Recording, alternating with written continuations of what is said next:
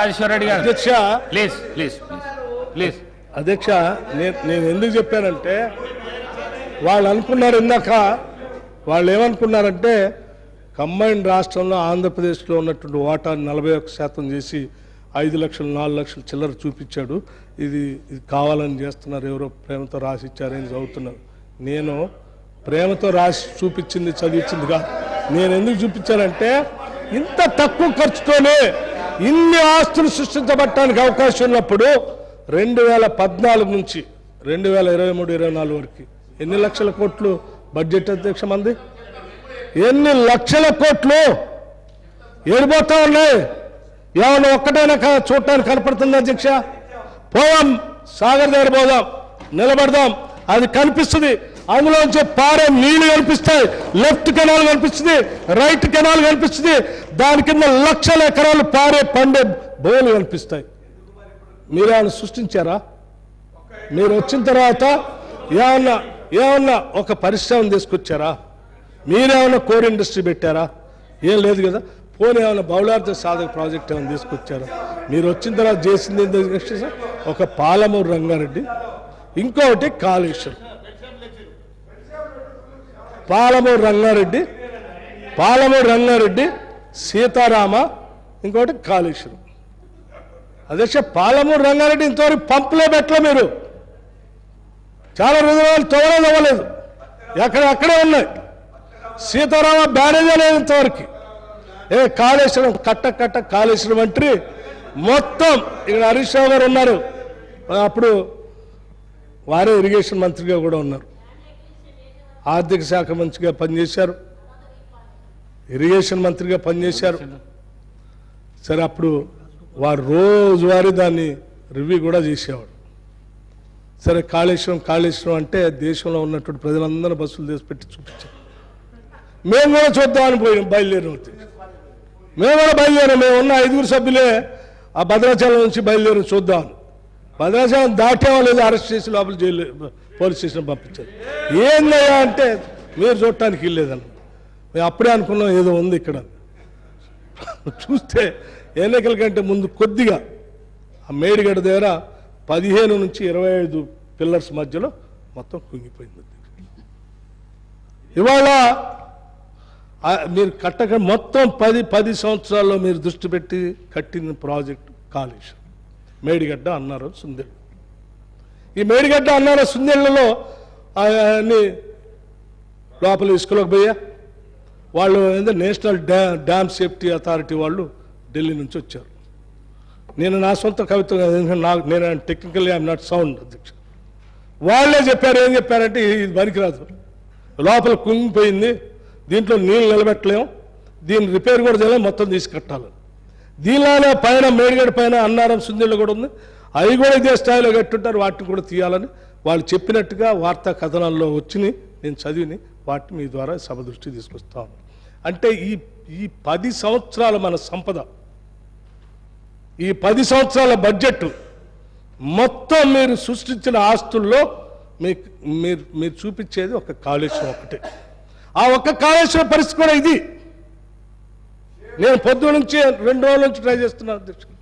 కాళేశ్వరం నుంచి, అదే మేడిగడ్డ నుంచి శ్రీపాద ఎల్లంపల్లిలోకి, నేను చెప్పడం మర్చిపోయాను, శ్రీపాద ఎల్లంపల్లి కూడా మేము కట్టింది. సో అందులోకి నీళ్లు ఎంత లిఫ్ట్ చేస్తూ ఉన్నారు పైకి, కిందికి శ్రీపాద ఎల్లంపల్లి నుంచి నీళ్లు కిందికి ఎన్ని వదిలేరంటే చెప్పట్లేదు అధ్యక్ష. 3 సంవత్సరాల నుంచి ఎన్నిసార్లు ఫోన్ చేశాను, ఎవరి దగ్గర లెక్కలేదు. అంటే అక్కడ నీళ్లు పంపు చేసింది లేదు, కింది పొలాలు పారింది లేదు, కానీ కరెంటు బిల్లులు మాత్రం విపరీతంగా వచ్చినాయి అధ్యక్ష. ఇది ఈ రాష్ట్రంలో వచ్చినటువంటి బడ్జెట్. ఆ బడ్జెట్లో వీళ్ళు తీసుకొచ్చిన అప్పులు. ఇందా హరీష్ రావు గారు మాట్లాడుతూ అప్పుల గురించి మాట్లాడుతూ, ఏంటి బడ్జెట్ అప్పులు, బడ్జెటేతర అప్పులు, లేకపోతే కార్పొరేషన్స్ కోసం తీసుకొచ్చిన అప్పులు, లేకపోతే కార్పొరేషన్ వాళ్లే కట్టుకోవడానికి అవకాశం ఉంటే మరి మీరు రాష్ట్ర ప్రభుత్వ అప్పులుగా ఎట్లా చూపిస్తారని. అధ్యక్ష, నేను ఒక చిన్న విషయం అడగదలుచుకున్నాను. అదే ఇప్పుడే చూశాను, డిపిఆర్ ఇచ్చారు బ్యాంకులకి. అధ్యక్ష, డిపిఆర్లో ఏమి ఇచ్చారంటే బ్యాంకులకి కాళేశ్వరం 2020-21లో వాటర్ ట్యాక్స్ ఖరీఫ్ 18 కోట్లు వసూలు చేస్తాం. 2021-22లో 18 కోట్లు వసూలు చేస్తాం. 2022-23లో 18 కోట్లు వసూలు చేస్తాం.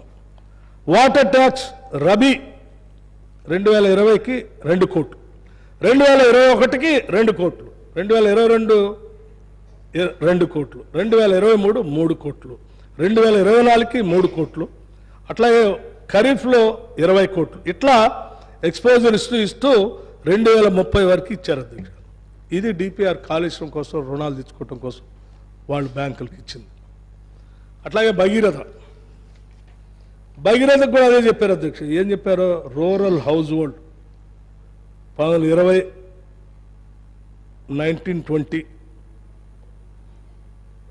2024, 21, 22, 23 రూరల్ హౌస్ హోల్డ్కి, మున్సిపల్ కార్పొరేషన్కి, మున్సిపల్ రిక్వైర్మెంట్కి, ఇండస్ట్రియల్ పర్పస్ కోసం ఎంతెంత వసూలు చేస్తాం కడతామని దీనికి కూడా ఇచ్చారు. అది ఇది వాళ్ళు ఇచ్చిన రిపోర్ట్. అది అంటే నేను ఏమంటున్నా అంటే, సరే హరీష్ రావు గారు ఉన్నారు, మేము ఎక్కడ చుక్క నీళ్ళకు కూడా బిల్లు పెట్టలేదు, నీళ్ళు వసూలు చేయలేదు, ఎక్కడ మేము బ్యాంకులకి ఆ జనం దగ్గర నుంచి వసూలు చేయలేదు. మేము చెప్పేది కూడా అదే అధ్యక్ష. మేమేం చెప్తున్నాం, మీరు కార్పొరేషన్స్ పేరు మీద లోన్లు తీసుకుంటూ గవర్నమెంట్ గ్యారంటీ ఇప్పిస్తూ ఆ కార్పొరేషన్లు కట్టవు, అంతిమంగా డబ్బులు కట్టేది గవర్నమెంటే కాబట్టి ఆ గవర్నమెంట్ లెక్కల్లోకే రావాలి ఈ అప్పు అని కూడా నేను చెప్తాను. ఆ రకంగా లెక్కేస్తేనే ఎన్ని లక్షలు కొట్టుకొచ్చిందో చెప్పాను లెక్క. మేము చెప్పింది అదే, ఆయన చెప్పింది అదే, మేము కాదన్నదే ఉంది.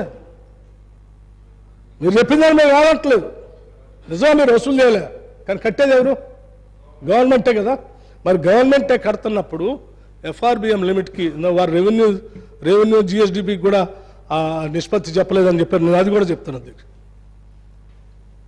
గవర్నమెంటే కడుతున్నప్పుడు ఈ గవర్నమెంట్ ఆఫ్ ఇండియా కూడా బహుశా 2-3 సంవత్సరాల క్రితం చెప్పినట్టుంది, మీరు బడ్జెట్ నుంచి తీసుకునే రుణాలు, బడ్జెటేతర కింద తీసుకునే రుణాలు కార్పొరేషన్స్ పేరు మీద, ఈ రెండు అది చాలా విపరీతంగా ఉన్నాయి, పెడధోరణలో ఉన్నాయి. ఆ రెండింటిని కూడా ఎఫ్ఆర్బిఎం లిమిట్లోనే చూస్తాం.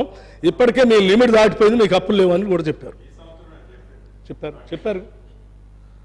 ఆ చెప్పిన దాంట్లో మళ్ళీ మీరు కూడా అడిగారు, ఒక్కటేసారి అన్ని బంద్ చేస్తే మాకు కష్టం అయితే కొంచెం వెసులుబాటు ఇవ్వండి, కొద్దిగా తీసుకుంటామని. అంటే మీకు కూడా తెలుసు ఎఫ్ఆర్బిఎం లిమిట్ మీరు దాటారని. ఏమండి, హెల్దీ బడ్జెట్ అంటే ఏంటి?